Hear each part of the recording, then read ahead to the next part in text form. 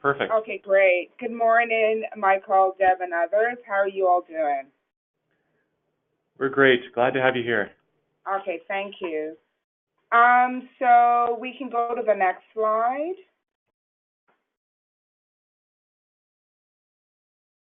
So our team consisted of 8 people, including a tenant. The administrative responsibility was rotated by others as well as the data collection. We ensured that every voice was heard from the front line, as well as we had a supervisor and a tenant who is currently living with HouseLink regarding the change ideas that we wanted to review and improve. Next slide. So what we were looking at that was not going well within the organization was our peer recovery program. It was implemented a few years ago, and there has been inconsistent uptake by tenants, whether it be one-to-one support or taking advantage of the recovery group. The big issue, we wanted to determine what was causing this issue because there was a lag in the uptake of the project. We wanted to draw on the collective experience within the organization to determine the challenges and identify solutions to address this issue. The goal was to increase the uptake in the peer support program. We needed to review and updated our policy and procedure, as well as enhance our communication, both not only to the tenants, but also to staff regarding the program. And also, we needed to do broader communication among peer workers, also to create a standard among peer workers, and also to kind of look at what staff are doing, as in the direct work as well as program planning. Next slide. So our aim, like our problem statement was, there has been a low tenant utilization of HouseLink's peer support services since the program inception, resulting in missed opportunity to enhance tenants' recovery. And so our aim was to really increase that utilization, whether it be through individual or group work, and to kind of move from our current engagement from 41 to 54 tenants, and to move from 6 to 7 groups with increased enrollment to up to 35. So the next slide. So the tools that we used to begin the process was, first we used the fishbone, identifying the 5 whys and the 2 hows. So once we gathered that information, this was an excellent place to start. It allowed us to tell our stories. It allowed us to look at what root causes, and also what we learned in that first stage is that the tenant's voice was truly missing from the process. So based upon the data that we gathered using the fishbone, we used a documentary approach, which again allow the voices to be inclusive and allow people to do their voting without influence. It was totally a free vote. You decide what do you think we should focus on that would have the most impact, and what you think we should not focus on that would have the least impact. And then from there, we did the 5 whys.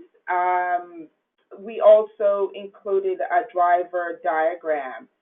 I think the group really enjoyed using the trace theory because it allowed us to flip things, to take an idea, look at the worst thing that could happen if we didn't do anything, and then take those and then flip it into a positive. I think that was the haha moment for the group in the QI process, that we do have influence, we can make changes, and using, forgive my mispronunciation, the Pareto chart, we were able to track our current data. And as you'll see from a slide coming up, we have not made any changes because we're still in the initial process. The fishbone provided a structure to categorize the problem and allow us to have the initial focus of the various facets of our program. The voting system allow us to look again at the greatest challenges and the areas that we think we would have the greatest influence to improve. Again, we utilized the skills of our consultant because there were different comprehension level of the process. Some people got it very quickly, others were lost in the process, which allowed that to be identified and allowed us to make changes where necessary. We also learned that our problem was multifaceted, and there was not one easy solution to address what we were dealing with regarding the incorporation and uptake of the peer support program. There are areas that we were able to reach consensus between team members across the various levels of the organization, which included a participant, and that was awesome. Next slide, please. Thank you. So our root causes, due to the underutilization, lack of clarity and agreement regarding peer roles, procedures not created, which that's something that we realize that our onboarding process needs to be reviewed and make changes where necessary to ensure that we're going above and beyond to introduce peer workers as they come on board to ensure uptake in the program. We also learned that there was a lack of planning and implementation in the process. So we did hiring before we were able to kind of say, why are we doing this? What is the plan to ensure incorporation into the team and buy-in from both teams and tenants? And again, lack of communication to both staff and stakeholders, which are the tenants and other community members, agencies that do referrals to HouseLink. And again, that is about how do we begin to do effective communication across the organization as well as external. Next slide, please. So what we've seen here from the run chart is that it's demonstrating that there's no change. Our data is all over the place. So we will continue to collect data to begin to map the process, to really look at, are we making the changes that we've identified through the QI project, whether it be through individual engagement with the peer workers or group activity. So for us, this using this mapping system, it's a really telltale around where we're going with this project as we move into the plan, do, study, act cycle. Next slide, please. So again, what we one change idea, develop a clean peer recovery worker guideline. So we know we must do that. And we know we need to involve the voices of our peer workers, staff, management. And I think what we also need to involve is to also have maybe a small group of tenants to consult with as we look at the guideline. Is this clear? Are we missing anything from the lens of the service user regarding our guidelines? Because there's no use developing guidelines if the people that we're here to serve are not, the needs are still not being met. The uptake is still not occurring.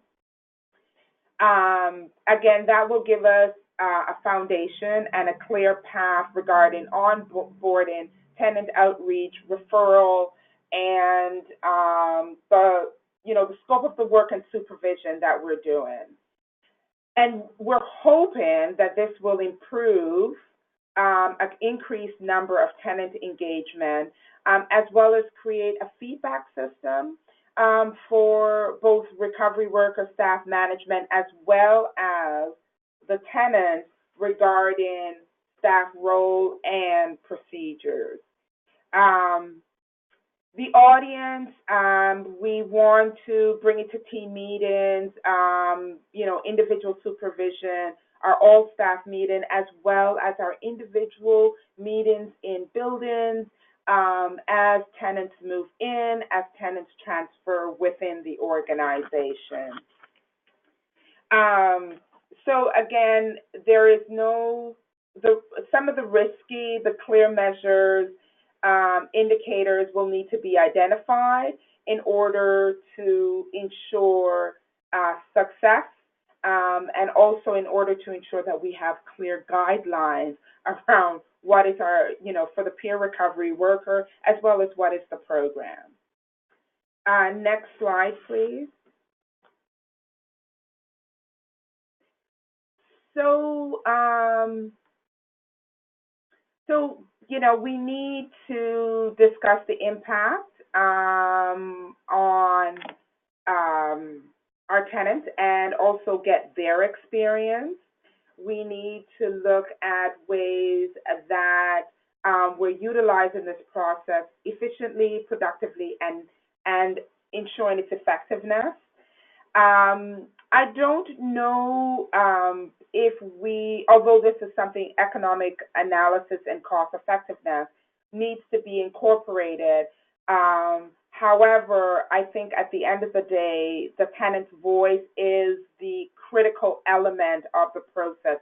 We need to ensure that at the end of the day, our peer recovery program is meeting the needs of the tenants and that they are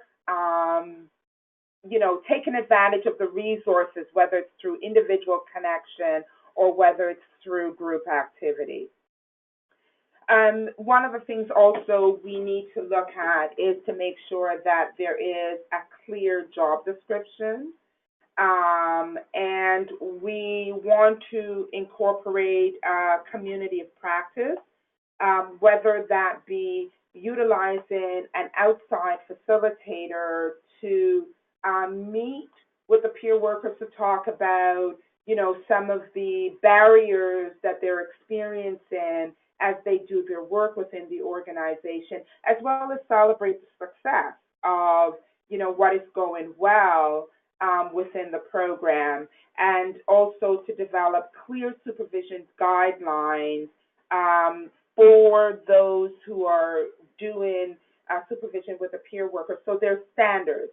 They're also that every manager and supervisors are doing the same thing with the peer worker, again, so that to decrease confusion.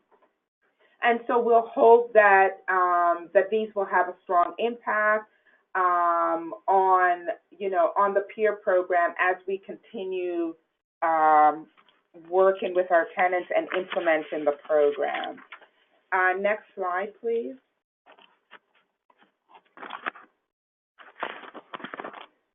So the challenges, there are few, time constraints, consensus building, There were competing demands from the various levels of the organization. We also struggled with staff turnover. I also think we struggled with a missed opportunity to ensure that a tenant voice was included from the onset, the inception of the QI project. There was no specific intervention, but there was a series of intervention that created over time, and to ensure that there's a positive impact on the issue. I think there was also difficulty with staff grasping the tools of quality improvement, which affected their buy-in into the process, and also trying to figure out what is my role in this, and also sustaining the QI focus. I think by the end of it, there was meeting fatigue, and so where people at the beginning of, if we had chart the attendance, you could see at the beginning there was consistency, but by the end you could see there was a fall off that was creating regarding, if we were, looking at the data regarding attendance, and also cancellation of meetings. Next slide, please. So regarding lessons learned, again, the most successful was the TRAV tool. I think it really generated ideas and meaningful engagement, and that allowed us to create a clear roadmap. And also using the driver diagram, we were able to do our problem mapping as well as here's our roadmap. The general consensus that we were able to achieve as a group where we got to, which was we got to the point of, so here's the wall. How do we move beyond the wall to the plan, do, study, act cycle? So we are still not quite there yet. And again, one of the lessons learned is that to continue the interest, of our QI team regarding the peer recovery, and staff seeing this as a positive and seeing the positive outcome. And one of that was that we were able to come together as a group and have a conversation, map out a process, being able to look at what is going well, areas for improvement, and I think out of the overall process, I think that was the lessons learned, that there are good things that we're doing right now, but there are areas for improvement. And I think another thing that a big lesson learned was, how do we utilize the tool of QI to really focus on our tenant. That I think that's the piece that I think sometimes was a hard lesson to grasp. So that would be something for us as we move forward. Next slide, please.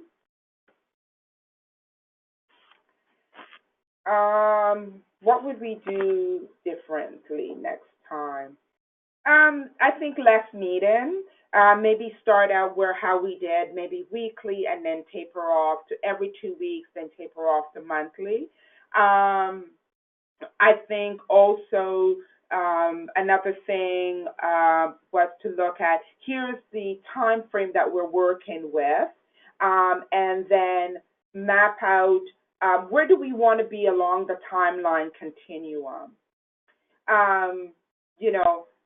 Next time, to make sure there are more tenants' voices are included, it would have been good to have had maybe another 2 to 3 more tenants versus 1 tenant, that they would have had more of a support among each other, and also maybe have more conversation around, here's the focus of QI with staff. What do you need to understand the process, to have buy-in into the process, and a different recruitment process for both staff. Um, and um, and also, again, utilize the methods over a long period of time, and that would allow us to share updates across the organization.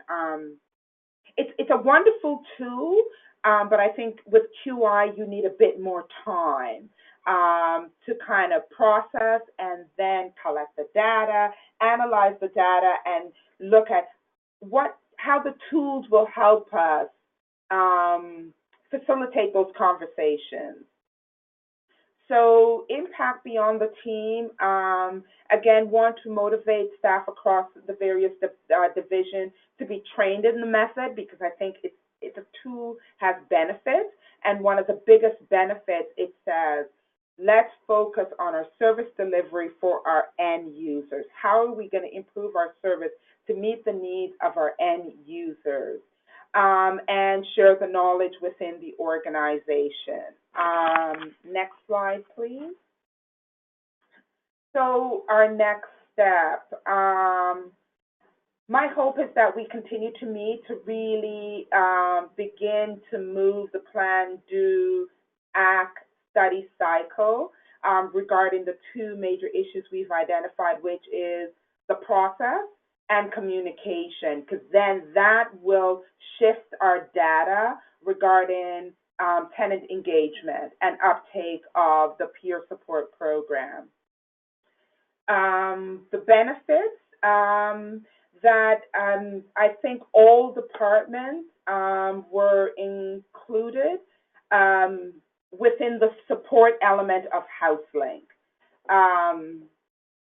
And then it would be good to then pass the education onto the operation team within our organization to utilize this to look at other areas that we can prioritize to improve within the organization. I think as managers within the organization, we can utilize this tool to build and develop teams and to also improve the quality of our own program delivery initiatives that we're about to start. Again, that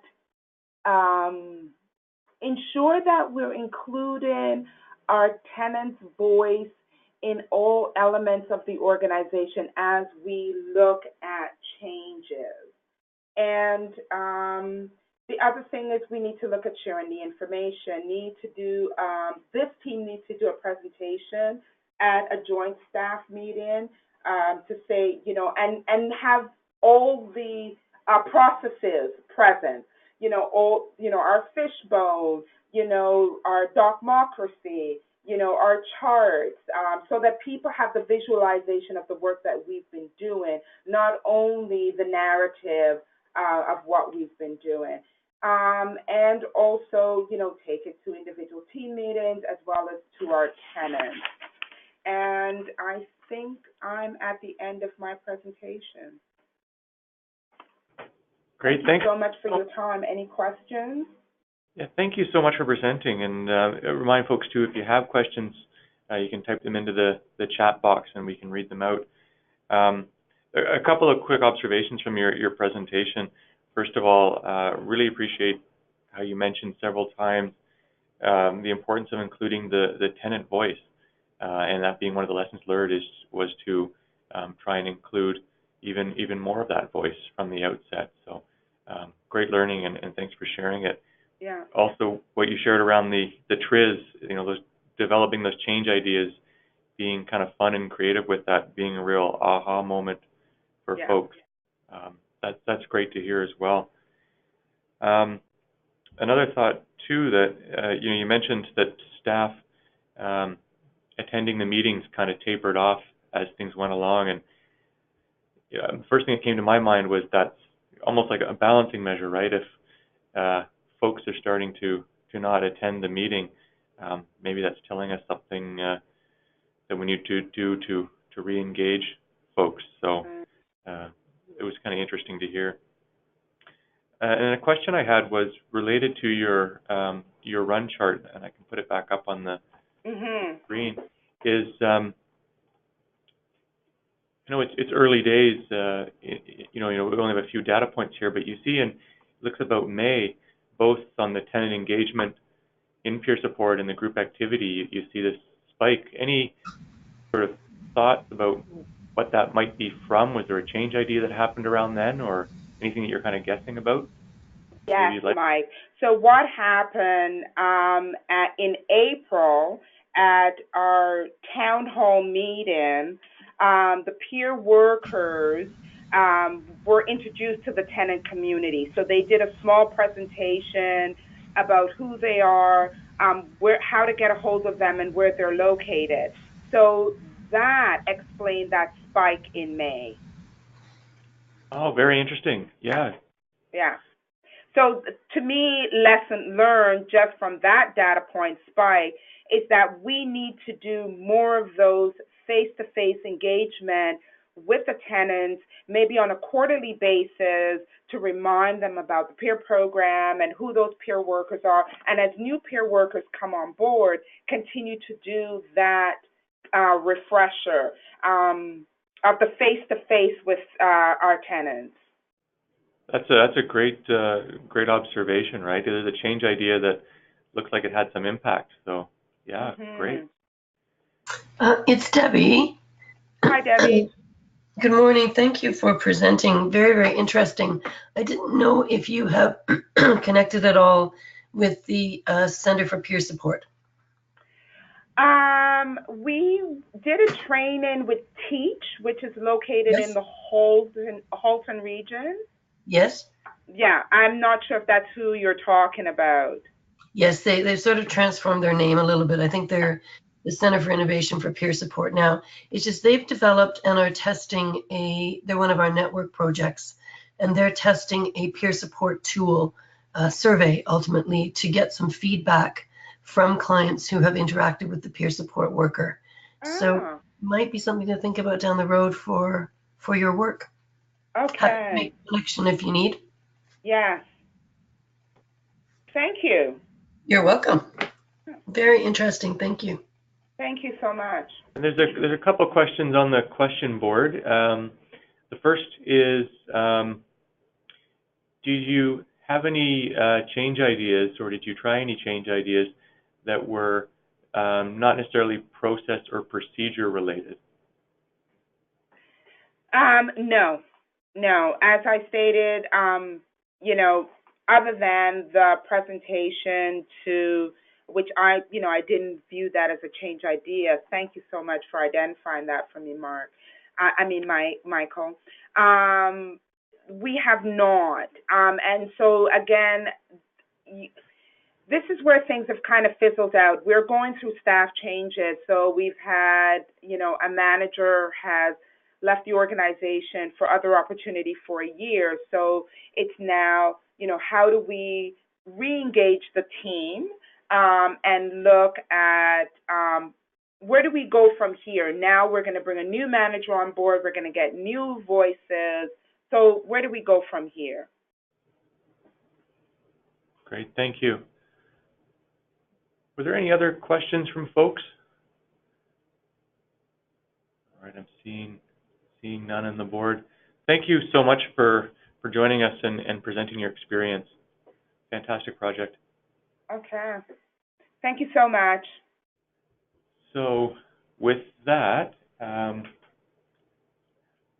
we have another group who may be joining us shortly, but what we'll do then is flip back to Jenna's part perhaps on how you can stay involved in E-QIP and continue to be engaged in this process as we go forward, because the support doesn't end here too, right?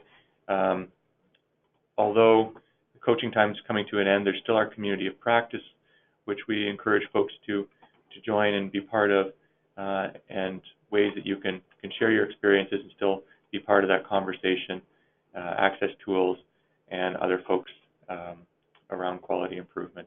So I'll turn it over to you, Jenna.